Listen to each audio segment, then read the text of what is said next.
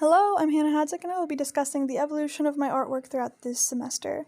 Immediately, I was very inspired by Nikita St. Fall's work, especially her large-scale installations and her public art pieces, her exploration of anatomy and facial features within the context of this whimsical, bright, and exciting style, and I definitely wanted to incorporate that within my work going forward. Golem is a really beautiful piece that I was also inspired by, particularly in the face and the mouth and the tongue slide, and I wanted to get that aspect of whimsical facial features in my plaster project going forward. And my plaster project is this unidentified facial feature plaster form with, our facial features, but in a very much more whimsical sense. You can see in the mouth and the tongue that was sort of an homage to Golem. I was really proud of the form, and it really taught me a lot in thinking of sculptures with a subtractive method rather than additive, because I really had to capture and see the form within the plaster block in order to allow that form to escape out, and it was a wonderful learning process. Metalworking was an incredibly intimidating idea to me because I've never worked with it before. I've never welded or grinded any metal, and so it was definitely scary going forward, especially learning the ropes of the metal shop, but luckily I had a fantastic professor and fantastic classmates that provided very good vibes and a very good learning atmosphere for me to feel comfortable in learning a completely new skill. I have a few of my drawings here for my metalworking project, and I, of course, was exploring fun pop art facial features. I eventually settled on the middle drawing, which was actually a drawing for my plaster project, but I really loved the 3-eye motif, and I thought it would translate very well in metal.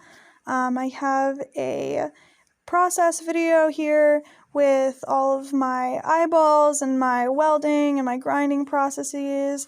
It was super exciting being able to see it all together in one 15-second video from start to finish. I was very happy with the end product. Here's a few other in-process photos. You can see that my weld is a little, badly crafted, but of course, I was luckily able to grind that all down and make it look far more clean, but, now as I go forward, I feel a lot more confident in the craftsmanship of my welds because I'm far more familiar with the method and materials. But here are my final eyeballs. I actually used some Christmas lights and put it in the back of my project in order to, make a makeshift lamp. I'm a big fan of functional artwork.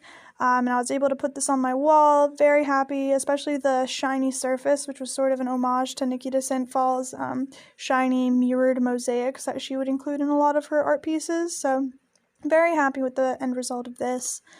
The iron pour was also a huge, intimidating new medium that I had never experienced before, but luckily, because it was small scale, I was able to really make it easy on myself, utilize these Barbie dolls that I've had lying around for a long time, and I used it to make a very small sculpture. That way I was able to focus on the process rather than the product.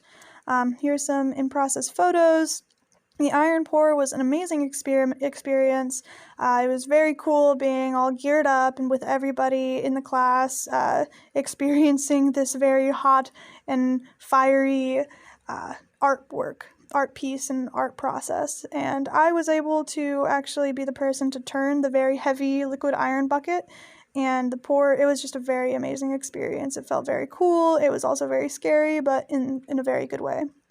So here's my final iron piece. It was this little key ring holder. Like I said, I love functional art pieces, so this is now hanging on my wall, and I really just like the idea of having this little iron baby doll head as the center face with this ring, this halo that I added in.